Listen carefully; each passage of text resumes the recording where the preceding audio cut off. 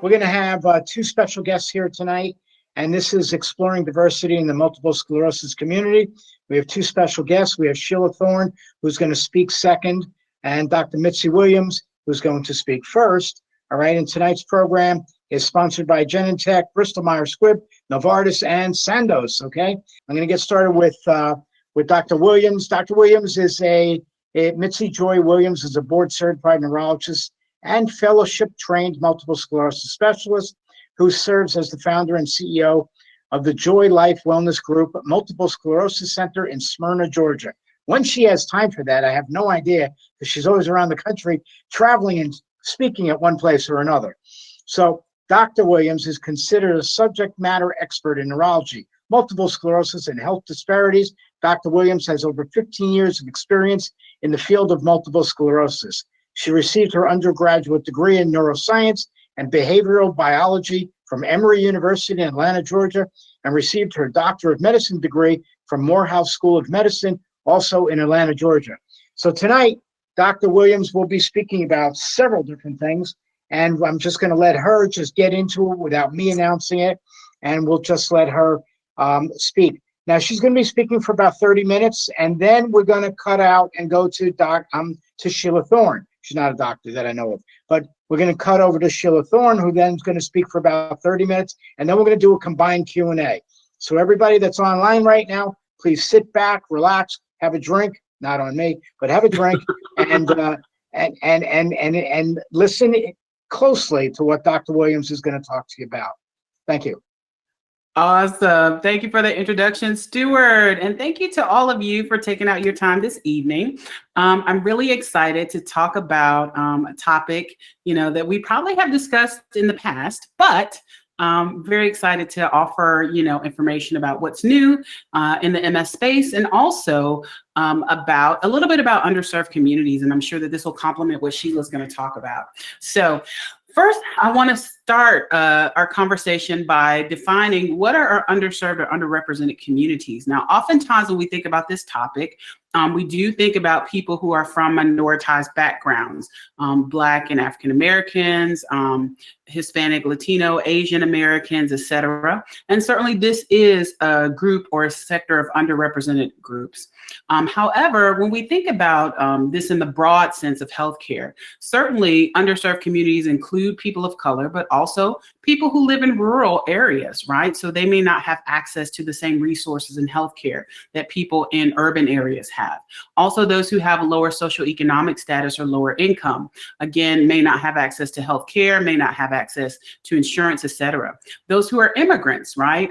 Particularly when we're talking about things like research, there are concerns maybe about immigration status that may affect people's interaction or willingness to interact with the healthcare system. Certainly those who identify as LGBTQ plus in this community, there certainly may be issues related to discrimination, as well as other issues for this community in terms of receiving accurate and good diagnostic care. People with disabilities, certainly, when we think about MS, certainly there are many people who do have disability related to their MS. I think one that's really important for the MS community is older patients. I want to be very careful about what we use as older, certainly for the sake of many of our studies and much of our understanding about MS.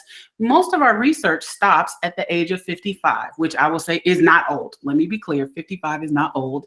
However, for the purpose of many of our studies and what we understand about our therapies and how they affect people, there's a lot that we don't know or understand about what happens with MS after the age of 55 or even after the age of 65, because there are issues with the immune system aging, as well as medications that may affect the immune system. And then, of course, those who have limited education, are underinsured, who may not have access to digital tools, as well as those who may not have English as a first language.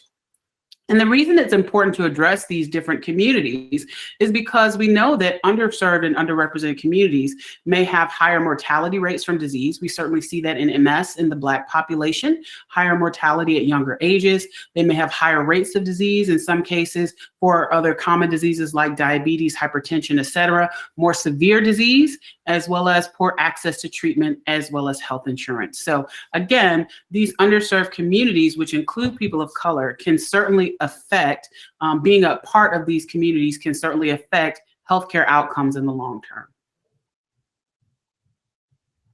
So when we think about many of these factors that affect health outcomes, we call these social determinants of health. And I want to kind of take a pause here to talk about what are social determinants of health. So these are really the conditions in which people are born, they live, they work, they age, they play, etc. And there are some studies that suggest that social determinants can actually affect healthcare outcomes more than the medicines that you take. So these are really important factors that can, lead some people to have more severe disability or issues related to their chronic conditions versus not. And if we kind of break these down into factors, we can look at individual factors like a person's gender, their race and ethnicity, their employment status, their education. But we can also look at structural determinants such as access to care, depending on where a person lives, right? Their transportation, et cetera, their social support, right? So there are many different factors that can affect your healthcare that aren't actually, part of the disease or even part of the treatments that you receive. This was an article that was published in Nature Reviews Neurology that I had the privilege of being a part of, and it actually was a global collaborative with myself and colleagues from around the world, including the UK, Australia, Spain, et cetera. And we basically looked at many different social determinants for people living with MS. And surprisingly, there was not a lot of information about these social determinants as it relates to MS. So we looked at things like people's access to care. We looked at socioeconomic status. We looked at race and ethnicity. But we also looked at things like domestic abuse. For people who may have disabilities, there's a higher risk of things like domestic abuse. And we looked at how all of these things can affect healthcare outcomes. And what we saw was that really it winds up being kind of like a circle, right?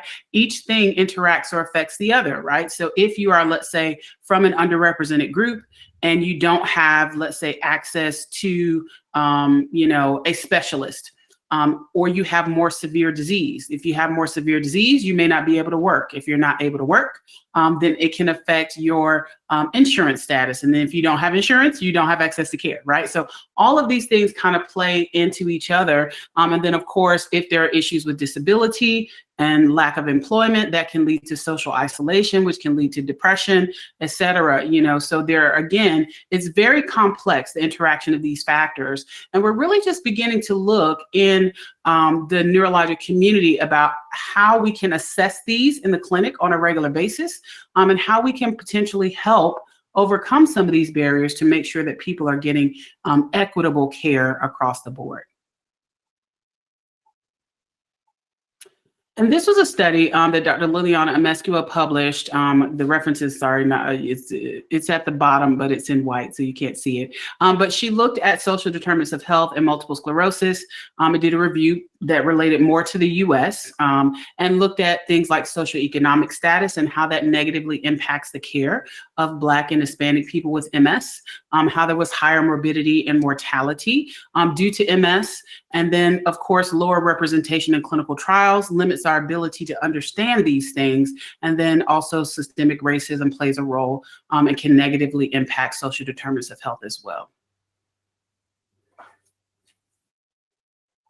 All right, and then I think something else to consider when we think about social determinants of health and we think about care, another piece of receiving care is receiving culturally competent care, right?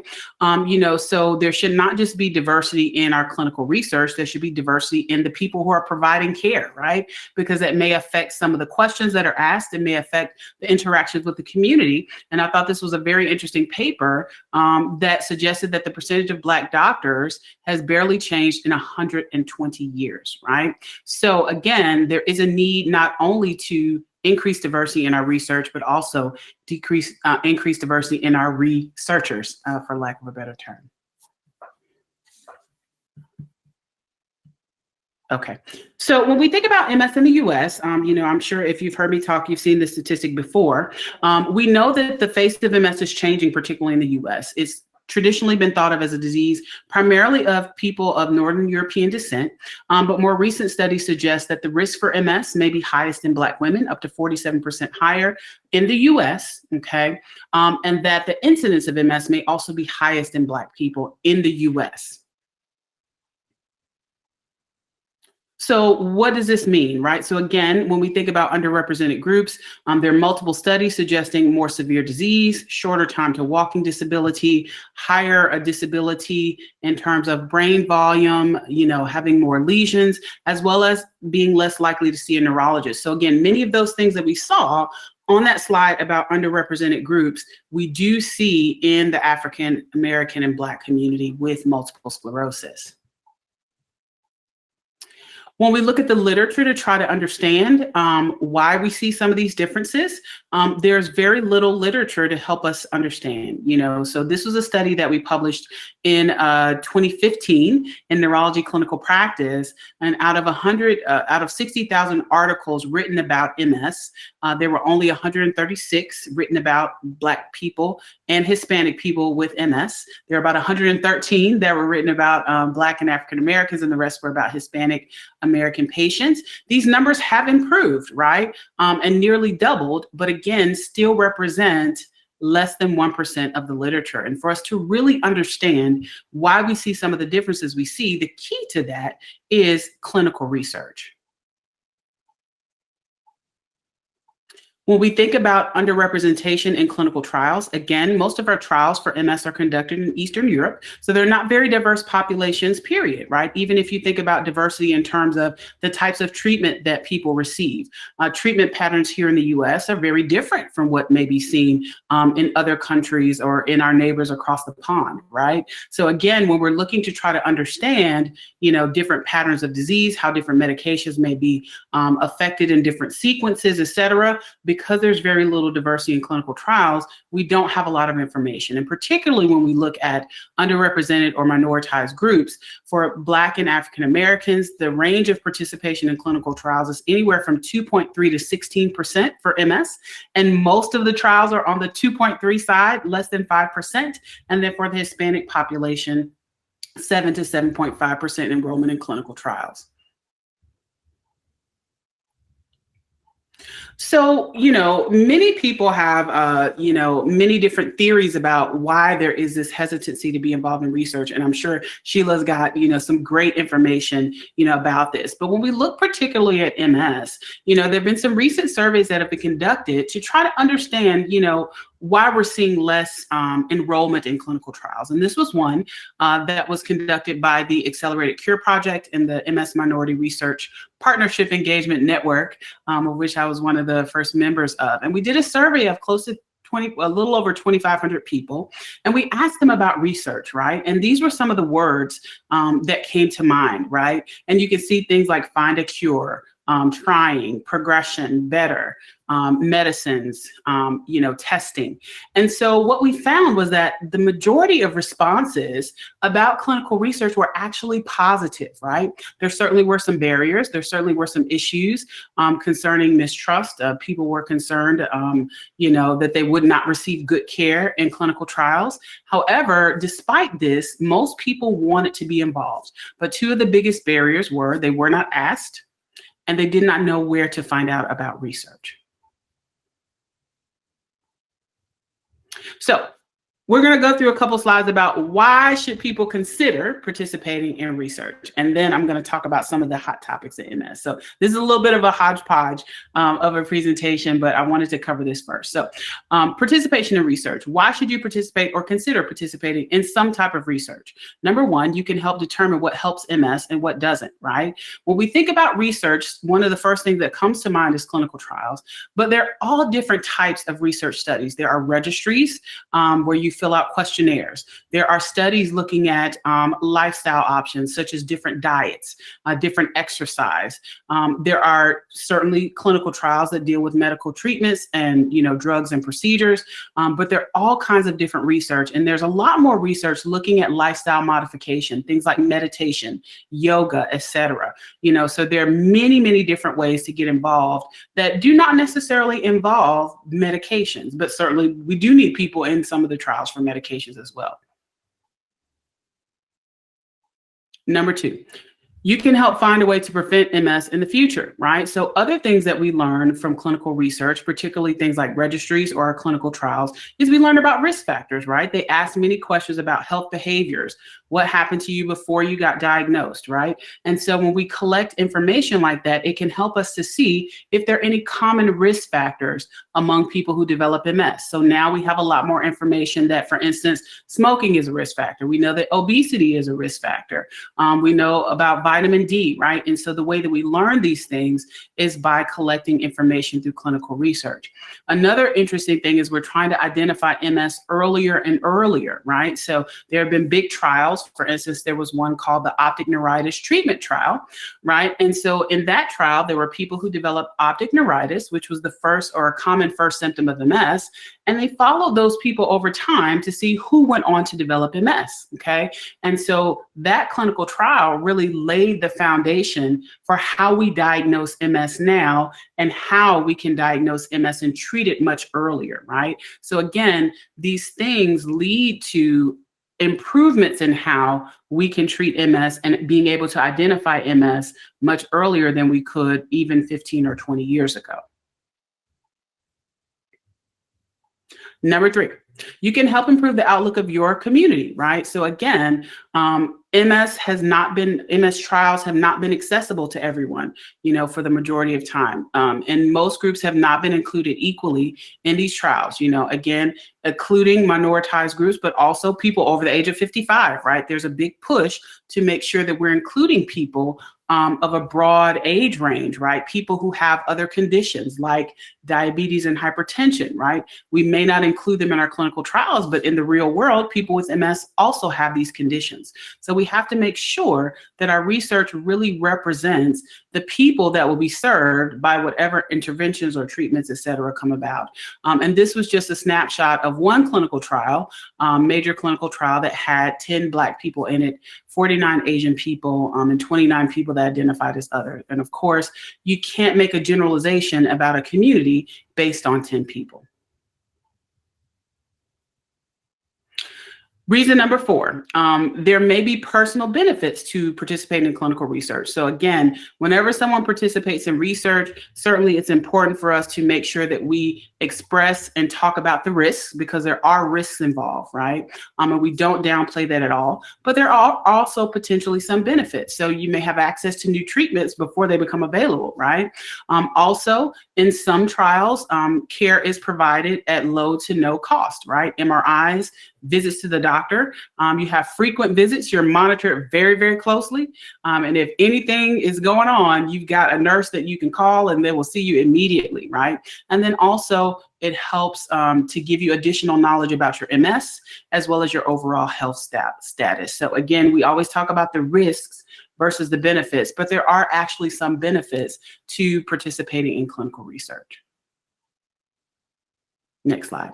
So, just one thing before we move on kind of to hot topics in MS is, what if clinical trials aren't for me, right? So again, it's not for everyone, right? The large clinical trials where people are monitored on a regular basis, they may receive treatments. Some people may not want to be involved in that type of research. Some people may not qualify for those trials depending on, multiple factors, including their level of disability. Some people may not have the time commitment to do that.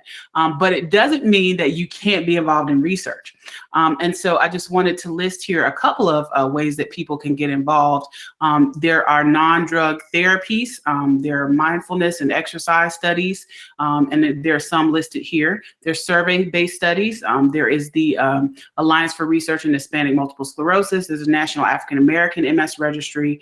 And then of course there's iConquer-MS. So this is not an exhaustive list of resources and ways that people can get involved, but certainly could be a start for those who may, not want to go straight for a clinical trial, but certainly want to be involved in the research process and contribute to helping our understanding of multiple sclerosis. Okay, so for the last couple minutes, I just kind of want to talk to you about some of the hot topics in MS. So, Stuart always gives me a challenge when I do these talks. So I want to talk a little bit about diversity in research, the importance of being involved in research, but also a little bit of update about kind of what we're talking about in the MS space, which again, involves research, right? So what we're talking about is we're talking about this concept called smoldering MS. And so essentially, smoldering MS is related to these other two terms here, RAW and PIRA. RAW is relapse-associated worsening, and PIRA is progression independent of relapse activity, okay? And I'll explain what both of these mean. So basically, when we think about progression in MS, we used to have MS in these neat little buckets, right? So every time you go to an MS talk, they would have the relapsing remitting bucket where they had like a graph and it would go up and then it would go down and then it would go up and then, kind of go up like a roller coaster, right? Because people would develop disability over time because they had a little bit left over from each of those relapses, okay? That is what we are now identifying as RAW or relapse associated worsening, right? So we realize that progression of MS can come from one of two places. One can be when you have a relapse, you don't fully recover. And so you have disability associated with that. Okay. And then the other piece that we're having a little bit more difficulty dealing with is progression independent of relapse activity. Okay. So when we had medications that maybe weren't quite as effective at decreasing relapses, we were very focused on RAW. We didn't want people to have relapses. We don't want that disability associated with relapses because you never know what might get left over from them. But now that we have highly effective therapy, and some people who are on the right therapy for them are not really relapsing, what we're now seeing is more of the second term, PIRA, right? Where someone goes to the doctor and they say, hey, Dr. Mitzi, I'm on my medication. My exam, you say it looks the same. You say my MRIs look the same, but I'm feeling worse. I used to be able to do this and I can't do that anymore. I used to be able to walk a mile last year and now I can only walk half a mile. Or I used to be able to, stand for this period of time or go to the mall with my family. Now I can't do that, right? And so that is this term, progression independent of relapse activity, where we see worsening over time, but it's not associated with a relapse. And so now the question becomes, how do we address this or how do we treat this in the clinic? So there are many questions among neurologists in trying to understand this amongst our patients, right? So again, we have to ask the right questions, but also it is important for, the patient community to give us an accurate assessment of what's going on, right? So making sure you're keeping track, of symptoms over time, in between those visits, if there are things you notice that you used to be able to do that you can't, all of that is very helpful information, for your neurology team to better understand your clinical picture and what's going on with you, okay? And that term is really what relates to this concept of smoldering MS, if we go back to the last slide. So smoldering MS is really this process that we're learning about that we believe is causing that last term, that progression, right? That slow worsening that's not associated with relapses, but things are kind of getting worse over time. And the medicines that we currently have are not really addressing this accurately. And so smoldering MS basically is this process that goes on inside of the brain, right? So most of the medications that we give affect the outside. At You the very get them bottom, either we'll by type mouth or in you get them, in an IV. here. They affect your blood Tap cells in your on peripheral contacts, system in your blood, and then we'll but tap don't on necessarily find go to your contacts. brain. And So what so we wanna do smoldering is MS find is thought to be this certain contacts process and the that most once your recent one. MS kind of gets kicked up, there's an independent process going on inside of the brain where there is slow expanding or slow inflammation that is going on over time. And many believe that this is what may be causing this worsening, Okay. And so there are many efforts to try to better understand this smoldering MS, what this means like in real time, but also to try to see if any of our medications could potentially address this. So this is a big deal because many of the medications, I said, do not get into the brain because ideally you don't want a whole lot of stuff just being able to cross over and get into your brain. So even though that's a good thing that your brain is very well protected, it also becomes a challenge.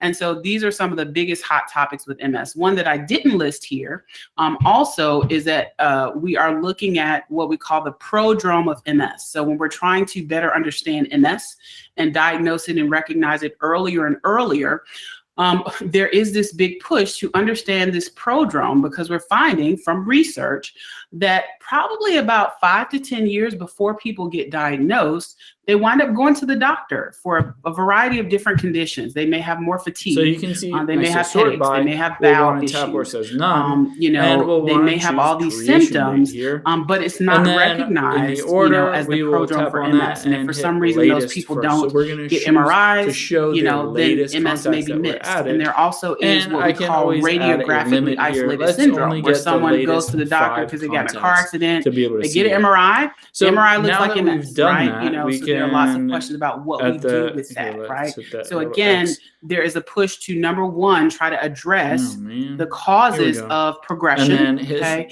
And then number two, to try to identify MS early, particularly in that prodrome phase where people are having symptoms that may be non-specific. So now that we've how added can we identify people early and possibly prevent them maybe from having their first episode?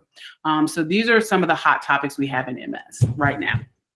And then quickly, we'll go to the next slide and I'll briefly talk about BTK medicine. So we're not going to focus on medications, but again, this is probably the next set of therapies that will become available for MS. There's several that are in phase 2 and phase 3 trials.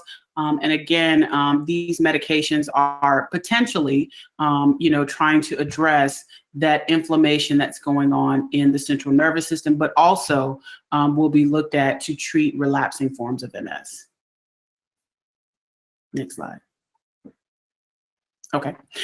This is how you stay connected with me. I'm the nerdy neurologist. And then I will end and hand it back over to Stuart. And he will have Sheila come up, and then I will come back for the Q&A. Thank you so much for the opportunity, Stuart. That's awesome. Thank you. And you tell me that I give you strange topics or too much to talk about, but I'm going to tell you that every time I have you on, I seem to learn something new. That's pretty, well, good. That's pretty good. You've all added right? the creation That's date. I did my job. Considering all the different people I hear all the time, I always learn something new, and that's great. Hit that play. All right. So either that or I just don't listen to the others, but I am listening to you. Well, good. I'll take it either way. Great. Thank you. All right. So Dr. Williams is going to she's going to hide behind the screen right now, and we have Sheila Thorne, and Sheila Thorne is going to speak with you about other topics, and I have the list in front of me somewhere, but I'll probably just go to let her go with that as well. She's going to speak with you about the history of representation of people of color in clinical trials, culture and ethnicity, raising awareness, understanding historical impacts on health equities. Okay, and let's see. So let me tell you a little bit about Sheila. Sheila is a native New Yorker. Yippee. And Sheila has been a marketing communications professional for more than 2 decades. A former senior executive in 5 of the nation's preeminent marketing, advertising, and communication companies. She has guided her team of seasoned marketing and media professionals of color in her own company since 2003. A former middle school and high school teacher of foreign languages, she has represented Fortune 500 companies throughout North America, Latin America, and Western Europe. She's a much sought after cultural competency speaker. I'm not competent to say that though. And she has given over 250 keynote speeches to an array of national health associations, medical societies, medical teaching institutions, and voluntary health associations.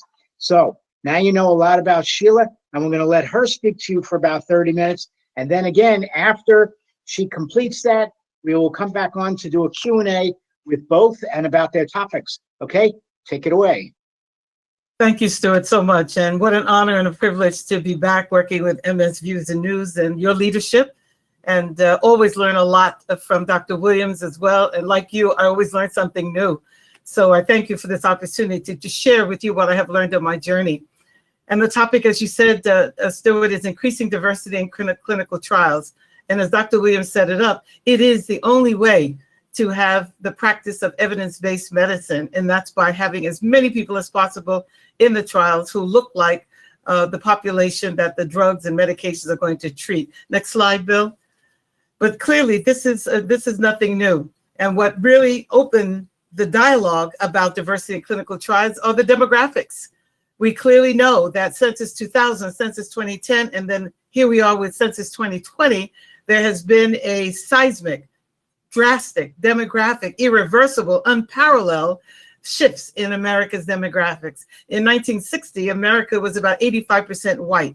Fast forward, and there is literally a diversity explosion. Next slide. So we clearly have to understand what it means to look at the new America.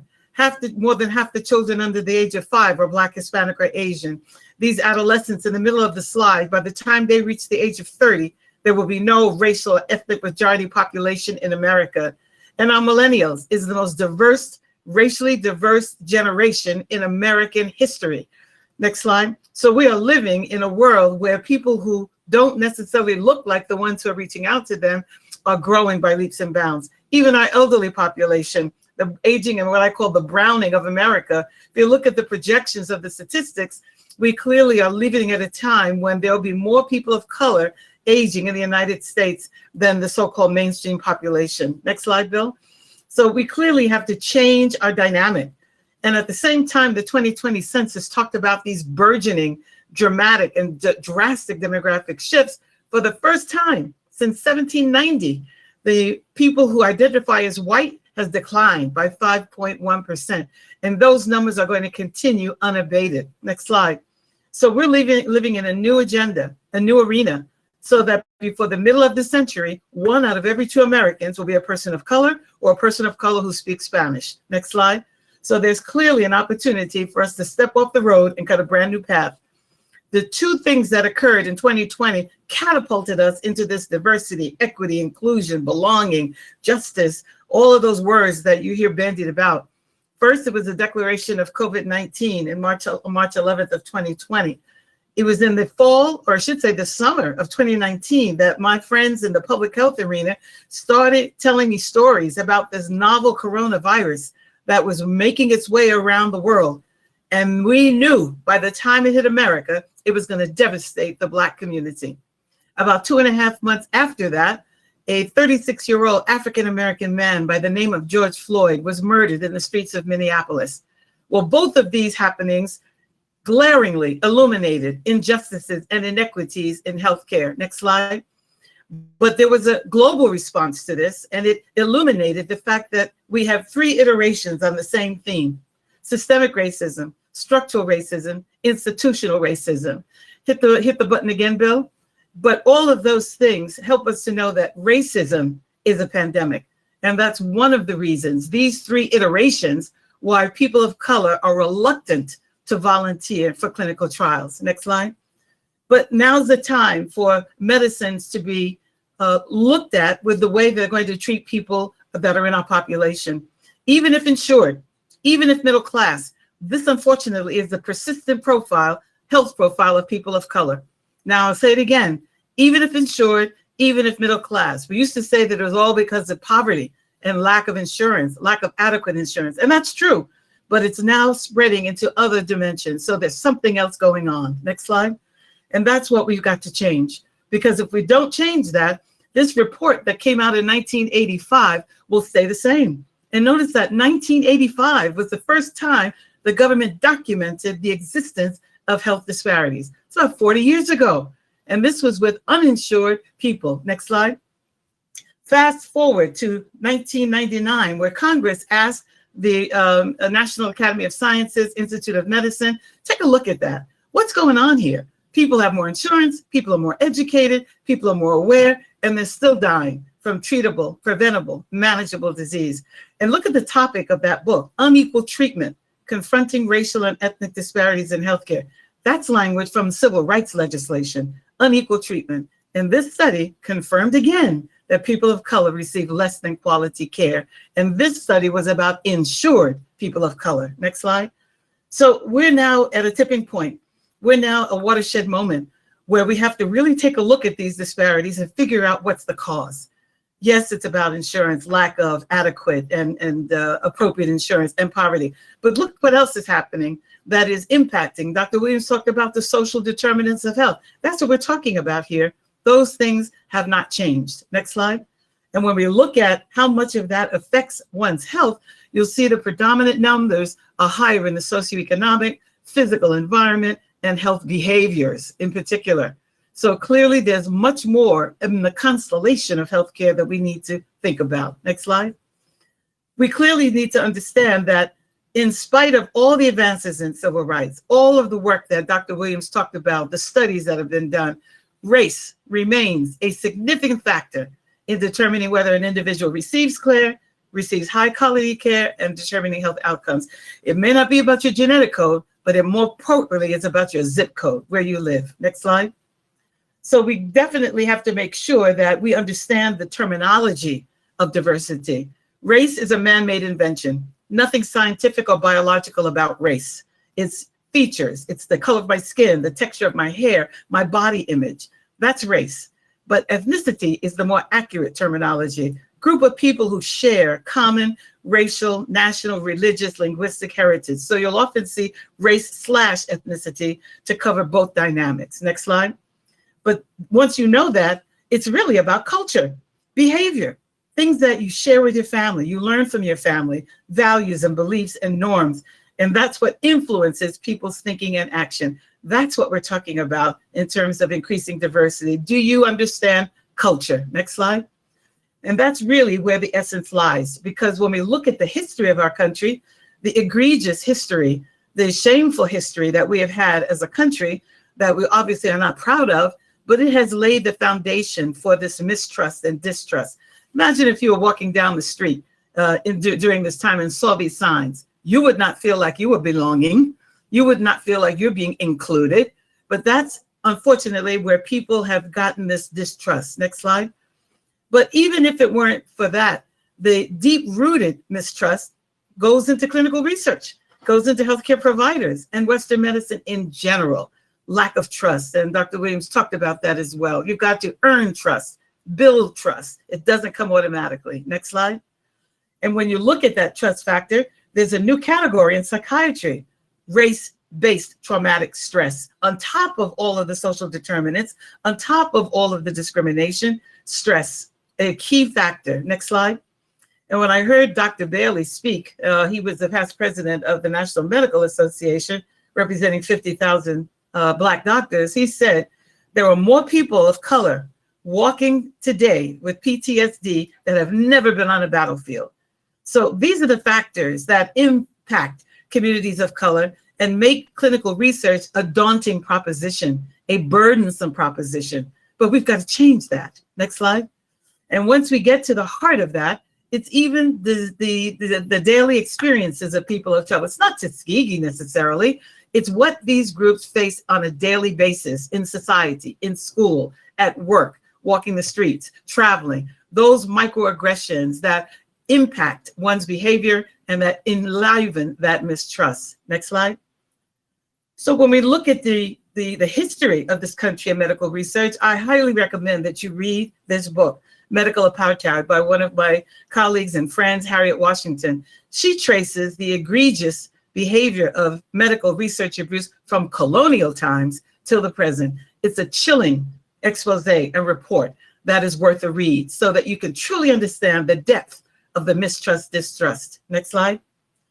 But having said all of that, we were faced with COVID-19. Huge entities were trying to get clinical trial study, and they were reluctant. Black and Hispanic, Asian, Native American people were reluctant to participate. And this was the headline in the New York Times, showing that mistrust. I'm not going to be a guinea pig or a lab rat for white people. Next slide. But look at these statistics. And this is unfortunately what we're stuck with today. And Dr. Williams talked about it when it was with multiple sclerosis. These are general stats. Look at the population and look at the participation of Black and Hispanic communities. That's unacceptable. We've got to make sure that we have everybody represented in studies that are going to impact the production of drugs and treatment regimens and devices. Next slide. But I'm encouraged because the COVID vaccine trials got the closest that I've ever seen to getting close to the percentage of these populations in the community. Well, what did they do? They put boots on the ground and feet on the street. They got in people's face. They went door to door. They had radio announcements. They had ads in the newspaper. They had people on telephone banks. If we would do the same thing for multiple sclerosis, think of what these numbers could be. So this shows me that there's promise, that we have to step off the road and cut a brand new path about how we recruit and retain people of color. Next slide. And this imperative is not one that's brand new either. Pharmacogenetic research has shown that there are differences in how people metabolize drugs, their effectiveness, their side effects. So this is not about race. This is about just good medicine. And if we want medicine to treat the most vulnerable, that's going to help everybody. Next slide, please. So the Food and Drug Administration in the summer of 2022 took a new position. It is no longer now just encouraged. It is now a mandate that you've got to have people of color, of diverse groups in your clinical trials. That has to be ultimately the goal that we're trying to reach. Next slide. So now it's not something just a nice thing to do. You've got to do it. And this greater diversity will be the key to public health, to better medicine. Next slide. And the barriers we know about. Those are the social determinants that Dr. Williams and I spoke about. Inadequate recruitment and retention. Frequency of study visits is sometimes a burden. Time and resources constraints. Transportation, family responsibilities. In the guidance from the FDA, they allow for that. And so the 14 or 15 clinical trials that I've worked on didn't include those things. The 4 clinical trials I'm working on now do include coverage for a stipend or childcare or elder care. In the protocols. All of that now is being looked at differently. Next slide. So we're in a new dawn. We're in a new day. And the key to success in terms of recruiting diverse populations for clinical trials is partnership. That's how you bridge that trust gap.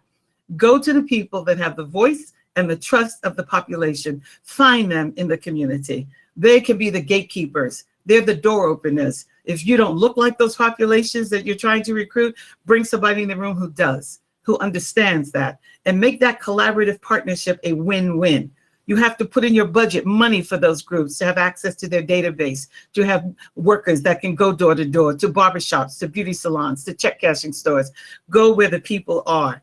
Their networks are what's going to enable you to cast the net. So you find the pockets of opportunity in major urban centers, rural areas, as well as suburban areas, and using non-traditional ways. I hire college students that are in the biological sciences to deliver flyers to beauty shops and barber salons and check cashing stores and bodegas and botanicas and Asian entrepreneurial business stores. Use ethnic media. They may read the daily news, more numbers, but they trust the Amsterdam news. Ethnic press, local press, radio is the medium of choice. Think out of the box. And when we come to diversity in clinical trials, there is no box.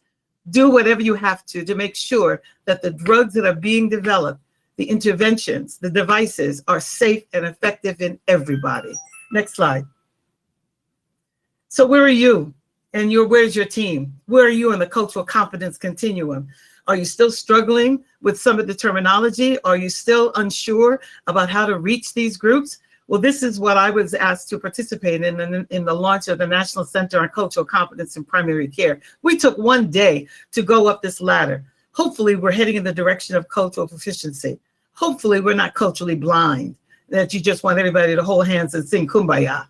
We are different. The difference is our strength, and it's an asset. Openness is MS Views and News having forums like this to start talking about these, to get out of your comfort zone and know that this is going to be for the good of all. And basic cultural competence means you get it. You know how to do it, you know how to fund it, you know how to sustain it, and it's always on the front page. It's not the pink elephant in the room. Next slide. So yes, it is about sensitivity, empathy, safety, humility, but most important, it's humility. It's humane medicine. It's patient-centered care. It's personalized medicine. Again, it's about good science. Is it easy? No, it's doable. Next slide, please. And so as a group, as a community, the humility is what we have to develop. We don't know everything about what's the best and the right thing to do. Culture means you have to be accepting of difference, be willing to open your mind, be willing to open your heart, and willing to put your hand to the plow to make sure that all of us receive the kind of healthcare we deserve. Next slide.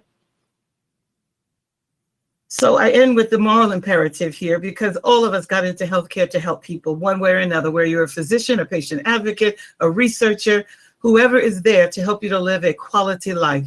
And Reverend Dr. Martin Luther King said this in 1966, and it still holds true. Of all the forms of inequality, injustice in health is the most shocking and the most inhuman, because it often results in physical death. Next slide. So as we continue down this road of increasing diversity in clinical trials, proactively and aggressively, we understand that quality, affordable, accessible, culturally competent, equitable healthcare is not a privilege, it's a civil right. Thank you. Wow, you flew through that. Oh my gosh.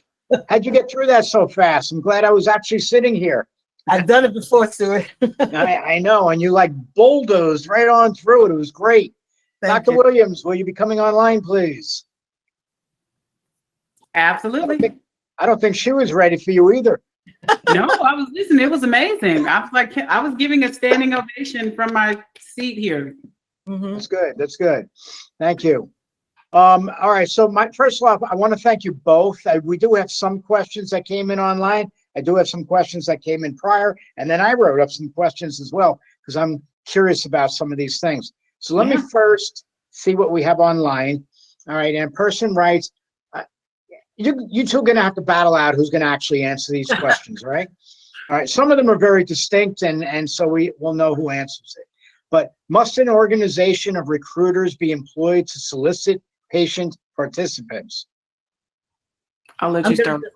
No, come on, Dr. Williams. You do it. You've been a PI, so you tell me. Yeah, so I think it really depends on where we're recruiting for trials, right? So again, Sheila provided many excellent ways to deal with, increasing diversity in clinical trials. My job, or what I'm working on as a researcher, is to try to take it all the way back to the beginning, right? So that not only are we looking at the way that we create protocols, right, but we're also looking at where we are conducting our clinical research, right? So if you're conducting clinical research with trusted partners in the community, particularly if you're able to have diverse researchers, then that often can help improve recruitment. So I very rarely have difficulty getting people to be involved in research. You know what I mean? Even when I was at a larger private practice or in academics, my patients are very, open to the possibility, because we talked about it often. So I won't say that everyone has to do that, but I think that, again, if the issue is we're trying to do something different than what's been done before, then it certainly would be worth it, to look at employing, trusted partners or organizations that can help you reach those trusted partners, because obviously what we've been doing hasn't been working. And so if you didn't do that last time, then it certainly is worth taking a look at it to do it, for organizations to take a look at it to do it to really reach the populations that they say they are trying to reach.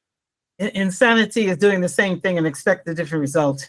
Absolutely. So we've got to step out of the box and do things differently. So you can have diverse groups, CROs or other organizations, but they need to have the right partners. Mm-hmm. So communities of color are not hard to reach. They're hardly reached. Nobody asks them. And when you ask them and you full transparency, tell them everything that they're going to be involved with, you will find that they'll step up to the plate. Mm-hmm. Absolutely. Next one. How do you suggest that funding is found for diverse studies? how do you suggest that funding is found for diverse studies, right? So it depends on what type of study, right? So there are studies which are our large clinical trials, which are largely funded by pharmaceutical companies, right? Because they're developing different products, or if it is a procedure, whatever device company is developing that procedure. So oftentimes the funding will come from those sources. Now, there are many who are doing, or not many, but there are some who are doing clinical trials or other research, specifically looking at diverse populations because they may have been missed in the original research trials. So there are some companies that are very vested in doing that. There are others that are not quite as vested, but certainly it often takes a champion, someone in the community, a researcher, to try to help, create these projects and to try to get buy-in for companies to fund the projects. Now, in terms of other projects, often the funding comes from a variety of different partners. It can be from, advocacy organizations such as large societies. It can be from other sources, so, the funding can come from a bunch of different places for people to do, it just depends on the type of research they're conducting. But the large clinical trials are usually the pharma companies that fund them. That's right. They produce probably 80% of the clinical trials, some in partnership with government, some not, but that's where most of the money is. So you've got to look at your pocket, your pool of money, and just look at the disbursement and see how much you can put aside for racially diverse trials. I've worked on 4 race-specific trials that were just for Black and Latinos in HIV and in Hep C. So it is possible. Look at your budget, your site team. Clinical trials are expensive. It's expensive proposition. And we know that one entity doesn't have a bottomless pit of money. So you've got to be creative and you've got to prioritize that this has to be in that trial, that NDA, or your approval may not happen, or they'll bounce it back and want more subgroup analyses. So do it in the front or you'll pay for it later. There it is. So the goal is to not have to come back and do race-specific trials because we got it right the first time. Exactly. So I think it's important to, really look at these processes on the front end so you don't have to go back and do it all back. Very timely. In fact, I worked on one clinical trial that had a huge cohort, but they found that the drug worked better in African Americans. So they pulled that group out and set up a whole new protocol just to see why and how. So that's exciting, because then maybe you have something that can be specifically targeting one particular ethnic group. It's challenging, and it got the labeling of self-identified African Americans. So first time that happened, I'm sure you know what the drug is. I won't mention it, but it does happen. Yeah. Okay, next question. What are your suggestions regarding helping diverse communities have a voice with healthcare providers? Wow. So helping diverse communities have a voice with healthcare providers. So I think we're going to cover some of this in the next one when we talk about shared decision-making in December 12th or 16th or something like that. But I think the important thing is to recognize that, you are the center of your healthcare team, right? So you are the most important piece of your healthcare team. And so recognizing that and recognizing that your voice is important and essential to whatever plans, whatever treatment plans you and your team come up with is number one. All right. And then number 2 is making sure you voice those concerns, not being afraid to do that. Right. So I encourage people to do things like, write me a list, right, of your top concerns when you come into the office, because your physician, your healthcare provider, we are always going to have an agenda, and our agenda is going to get covered. Now, if you don't speak up, your agenda might not get covered. You know what I mean? So it's important to write those things down, to not be afraid to ask questions if you don't understand, to have goals and have an agenda when you go to your visits, and make sure that those things are addressed when you are seeing your healthcare provider, particularly when it's a limited amount of time. They appreciate it because, there's nothing like I spent 30 minutes with you and I put my hand on the door and you say, Dr. Williams, one more thing. And that thing is like a 35-minute conversation. So your doctor appreciates it when you come prepared and when you have your agenda, because we can cover your stuff from the top of the visit in addition to whatever other issues we need to cover during the visit. So true. Empowerment, education is key. Bringing a family member, a trusted advisor with you may be appropriate, a pastor. I think those are the kinds of things to help you when you're in front of that healthcare professional. They may have 90 seconds to talk to you, but you got 50 questions. That's it. Thank you. Next one. Sorry. Person writes, why do people of color do not want to be in research when most of the researchers these days are people of color? Say that one more time. Yeah. Why do people of color not want to be in research when most of the research studies are now led by people of color? Really? Well, most research studies are not led by people of color. I'm just reading the question. Yeah. Again, I think Sheila eloquently talked about some of the barriers to participation, right? There's a big need to, deal with trust within the community. But I think the important piece is that despite the fact that there is systemic racism, there's discrimination, and there's mistrust, people do want to be involved, right? Yes. And so I think part of the onus is on the medical community, the scientific community, right? So when we think about this conversation about participation in research, it's true that there's low participation, but I try to think about it like there's low enrollment, meaning we're not doing our job asking people and inviting them and making the research accessible. So some of it is, yes, people are hesitant to participate, but I think the bigger piece that hasn't been traditionally addressed is that we're not asking, right?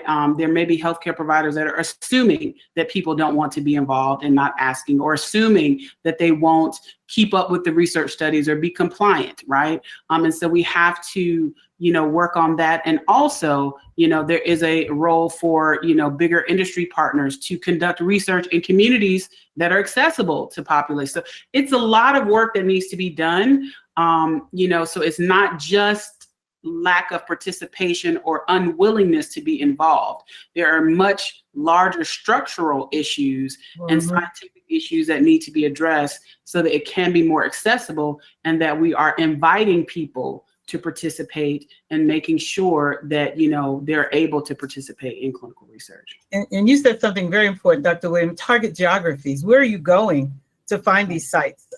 You may not be able to find a huge patient pool in Omaha, Nebraska, or you might. There are pockets of opportunity in their large urban centers.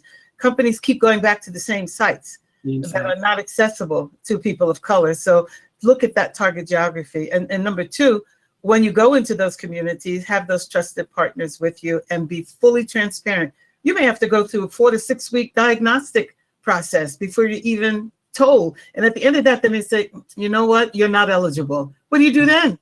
Because these are all different kinds of trials. So complete transparency about what being in this trial is going to mean to you. Time, work, school, family. You got to tell it all, or else they're going to drop out. So it's not just recruitment, it's retention. Exactly. So going forward with all of that, Sheila, you were saying that by mid-century that the majority of the United States is going to be a good mix of races. That's right. So what then happens with clinical trials at that time? If people of all these mixed races don't want to get involved with clinical trials, will that mean that clinical trials are going to greatly suffer? Well, it's going to be challenging, Stuart. I mean, I think when you have this mixture, and we didn't even talk about the biracial groups, and whether you say you are, we've just got to do a better job of making sure that we identify where these populations are. Clinical trials are going to have to be much smarter and much more creative about their reach. And obviously the pressure to be first to market is always bearing on the sponsor. So we've got to slow it down a little bit. We've got to look at those IRBs and those protocols, that exclusion, inclusion criteria more carefully to make sure, so all of those dynamics. So it's just going to make it more challenging and even maybe more costly because of language as well. Right. Some of those informed consent documents, Dr. Williams, are not even in Spanish. So and every Spanish translation is not equal. Some of them are not good translations. Right. So you have to make That's sure that it's properly translated where people can really understand it. That's right. Got That's a lot of right. work to do. So Lot of why aren't these research centers bringing their studies, their clinical trials, et cetera, closer to the communities where they want people to be involved? Well, sponsors like to be with familiar territory. They want to work with groups they've worked with before, they've had track record with, so there's less stopping and starting and training. So I mean, it's a logistical challenge, but it's one that has to be met. And it's happening more and more, going to Black providers like Dr. Williams, who are more likely to treat Black people or Hispanic people. I mean, you've got to mix it up a bit and stop doing the same old thing.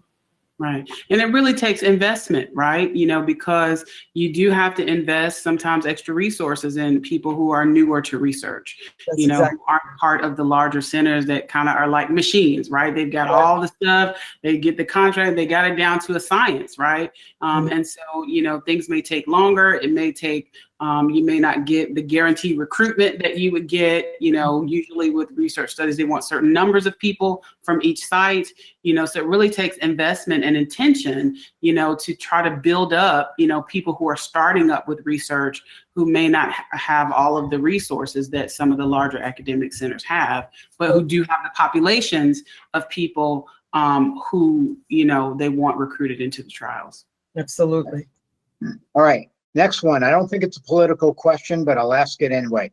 I heard about, it's written, I heard about color, but is diversity even deeper, such as what's occurring with Israel and the Gaza Strip? Oh yeah, it is deeper than that. I think Dr. Williams talked about LGBTQIA communities. You know, you talk about the Middle Eastern. I mean, it's only recently that the MENA countries, the Middle East and North Africa countries, even had a designation on the census. So we don't even know where those pockets are. So it is deep, it's diverse, and you got to target audience in order to go after the right group. Absolutely. And I think one word of wisdom I heard from one of my late colleagues, Omar Khan, was be sure not to make the minority a minority. That's right? right. And so many times when we think minority, particularly in the US, we think Black and Hispanic, but there are many, many different groups that are minoritized and that are underrepresented. You know, so those may be the largest, but certainly we don't want to, you know, act like those are the only. That's right. Okay, next. How do we address our coworkers, teammates who do not have the humility? Repetition.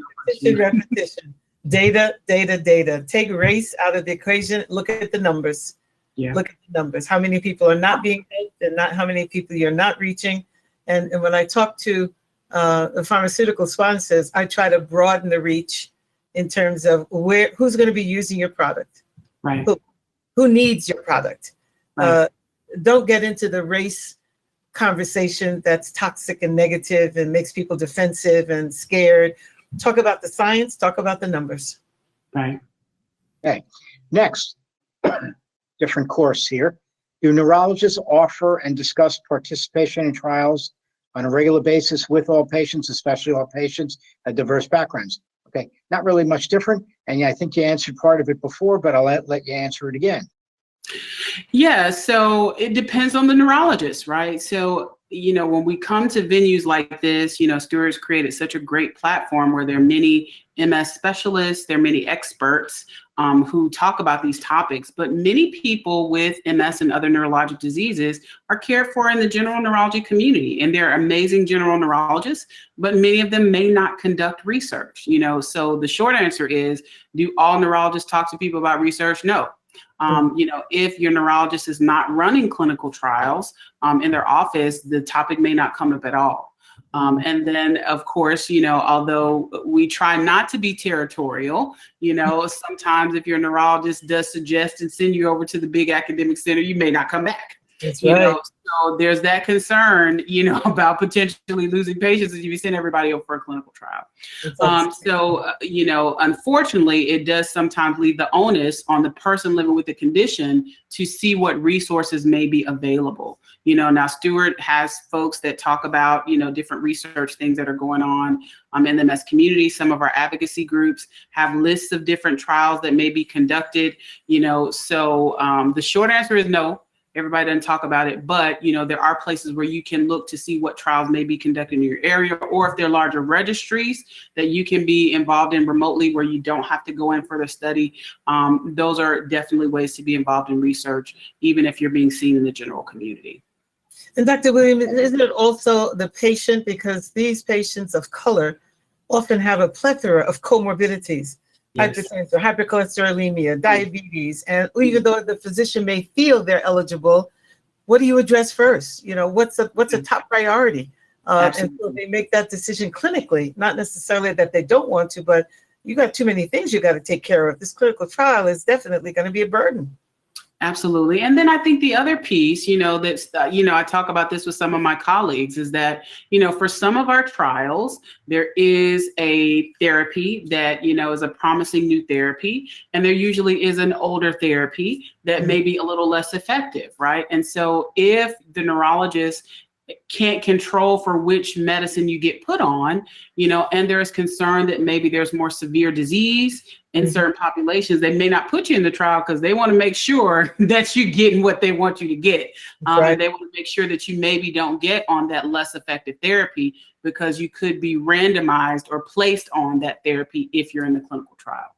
So all of it is not necessarily a negative thought process. Some of it is we want to make sure that we're treating your MS exactly how we want to treat it because we're concerned it may be more severe. And if I put you in here, there's a chance that you'll go on something that I don't want you to go on. Exactly.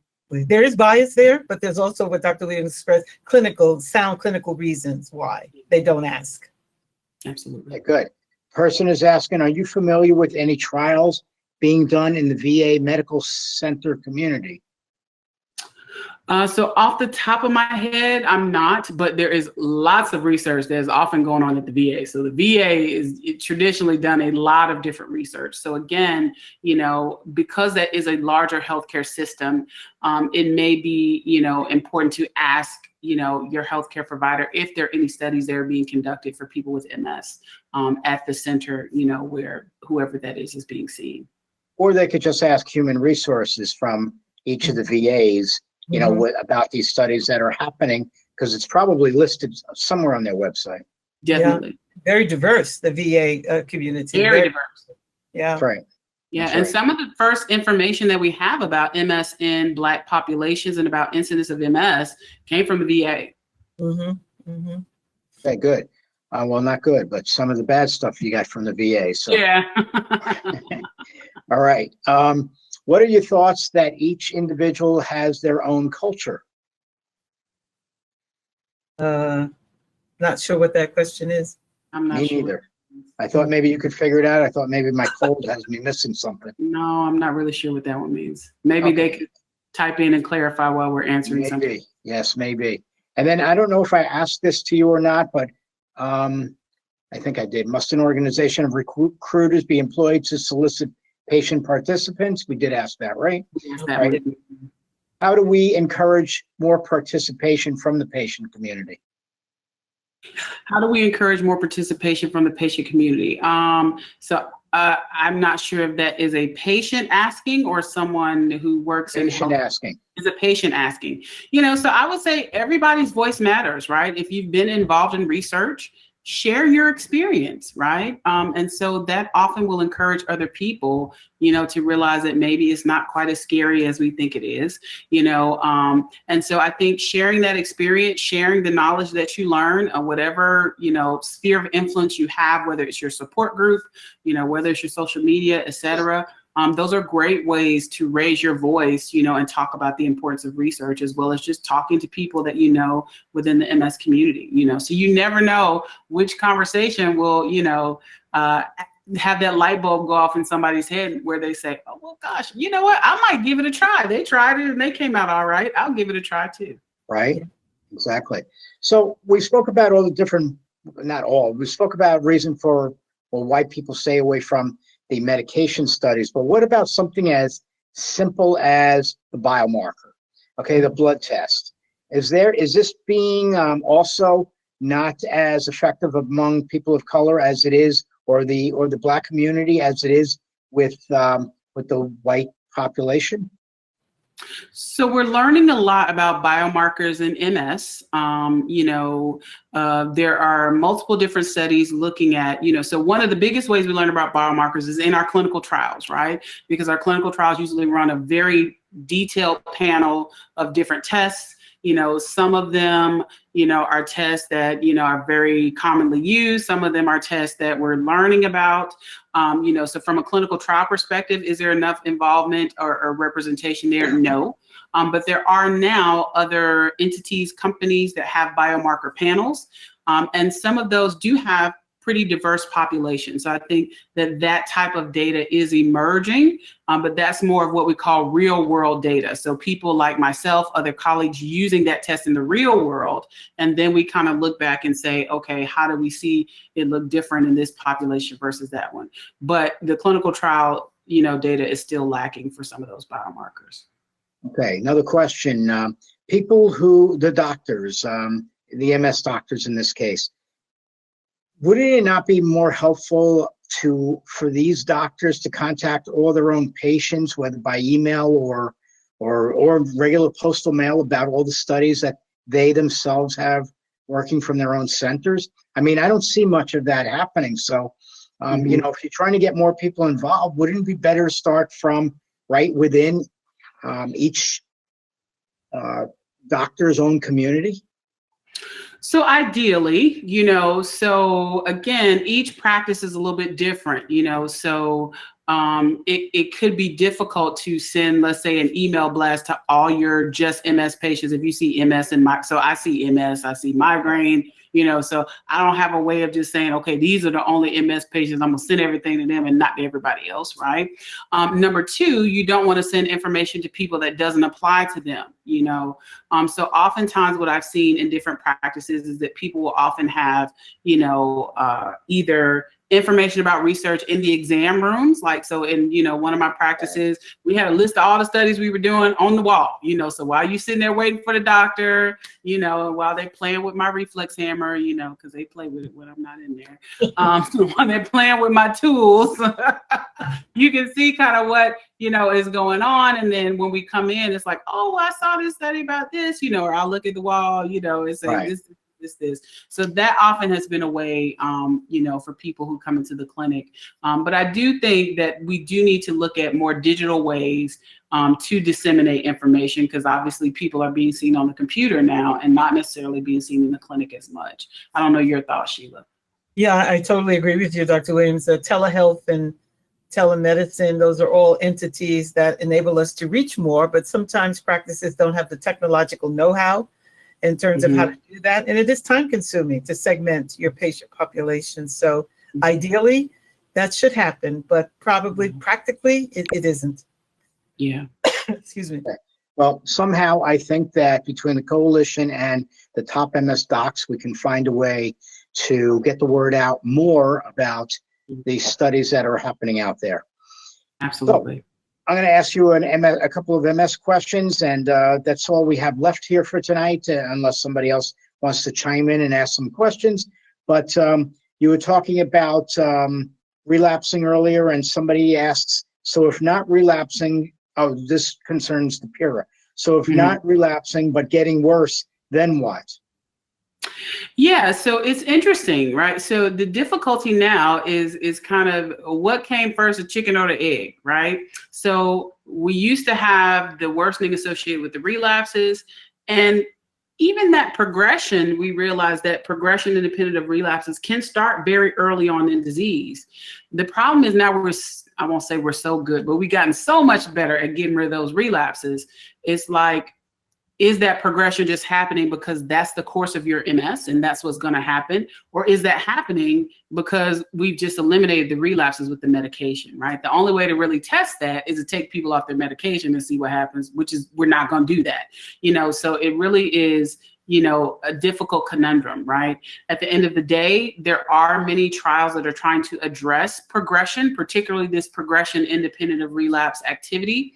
And certainly we try to look at things symptomatically. So it doesn't mean if someone is progressing that we just say, oh, there's nothing we can do, go home, so we try to look at things symptomatically. And then depending on how fast that progression is coming, there may be a conversation about, well, maybe we need to look at your therapy and consider switching to something else because you are getting worse, So again, it's multiple conversations that are going on, but I think the biggest difficulty for us in the neurologic community is, to determine if this is really more you just have kind of switched over into a progressive form of MS, or if it's just that we've eliminated those relapses so well that that's all we're seeing now is that progressive part because we got rid of the relapses with the highly effective therapy. Okay, thank you for that. And so if no meds are working for a person, if no medications are working for a person, and they have been switched from one thing to another, given a certain amount of time that you need to keep the person on the medication, then what do? I mean, what if their doctor just doesn't know enough to go forward? What are you able to tell people who live in remote regions that are stuck in this situation, not having enough doctors around? So that's difficult, right? So it is difficult, certainly I recommend at some point during the course of disease, everybody see a specialist, right? It is worth the travel, investment, et cetera, to get that opinion. I have many people that come to see me if their doctor has kind of hit a dead end on, what to do in terms of their treatment, if there are concerns. There are some, I believe, programs, particularly with the MS Society, where they have, programs where the neurologist can consult a specialist, kind of like phone a friend, or, there are some people who do remote visits. For instance, I've had a couple people where we sent their records to, let's say, Mayo Clinic somewhere, and they'll review the records and possibly give an opinion, So again, if there is that dead end, that second opinion can be very key, and what the next steps are. And it doesn't mean you have to keep traveling to that place. You may go and get that opinion and then be able to enact that with your local neurologist. But that would be the recommendation, is to get that second opinion with a specialist or with another specialist if what you're doing is not working. Right, thank you. Now, so let's talk about the person living in a very remote rural area. It doesn't matter which culture they might be from. How do we teach them about telehealth if they don't have access to learning about telehealth?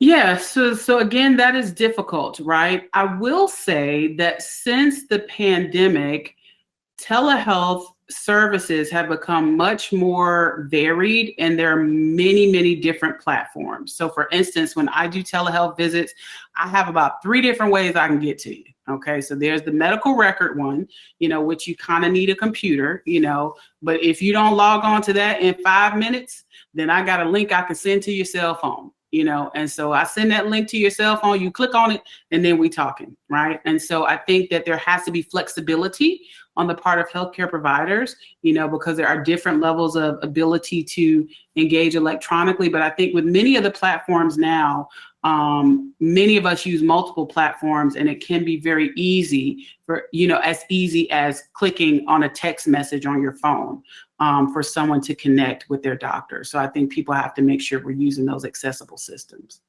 Okay, one more for you, Dr. Williams, and then I have one for both of you. All right. So do you believe disease-modifying treatments are a bell curve? On the tails of the bell curve, who don't use a DMT and are okay, the other end, DMTs just simply don't work. So everybody's different, right? So again, if every therapy worked for everybody, then, I'd be curing people and, watching cartoons with my daughter, instead of talking about these, issues that we have. So are there some people who have not been on DMT who do well? Sure. Right. Is it likely a small percentage of people with MS? Yes. Is there a way we can predict who that person is going to be on the front end? No.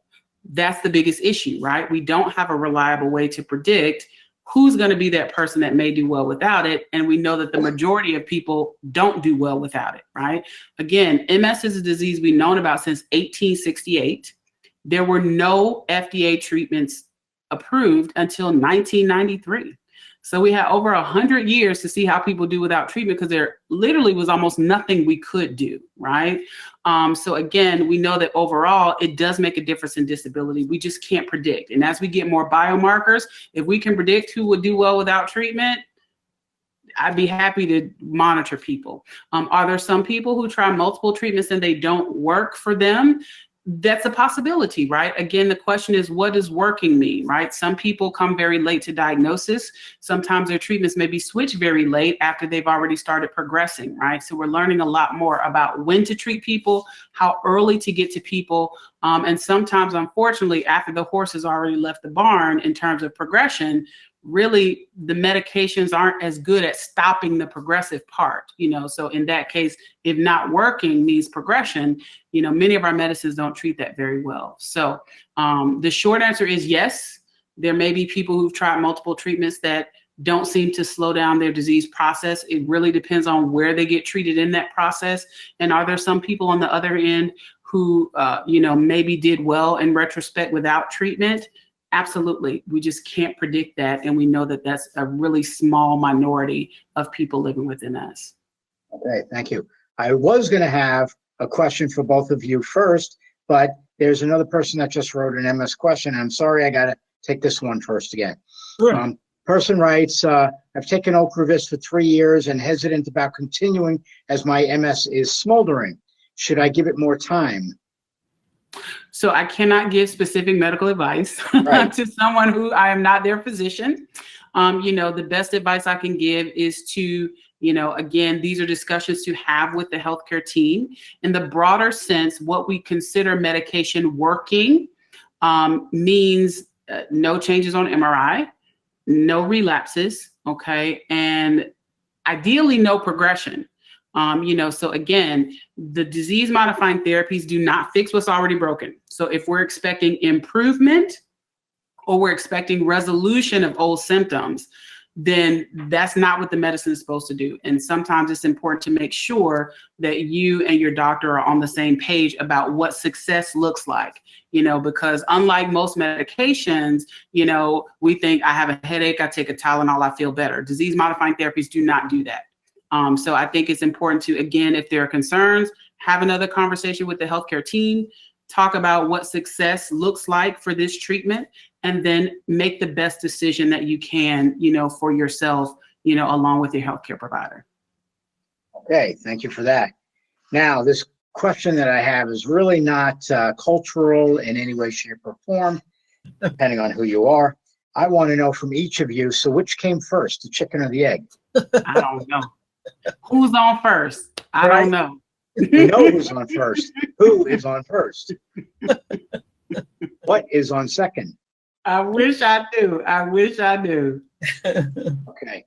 Ladies, doctor, we would like to thank you both for being on here tonight. I know you're going to be back on December 12th, right? And Yes. To do another one similar to this, but we have different topics for you both to speak about. And Dr. Williams, I know that I'll see you in Atlanta on December 2nd, that we're doing a live program in Atlanta. So that will be interesting. We have a lot of people already registered, and we need a lot more to come. We want a lot more to come. So if you know anybody, just give out a holler and a hoot and tell them about this, okay? Absolutely. All right. And I'm going to say goodnight for goodnight, and everybody else online is saying goodnight. Thank you very much, and have a wonderful evening. Thank you so much, Stuart. Dr. Williams, take care. Pleasure, Sheila. Thank you. Always a pleasure. Thank you, Stuart. Thank you. Bye-bye.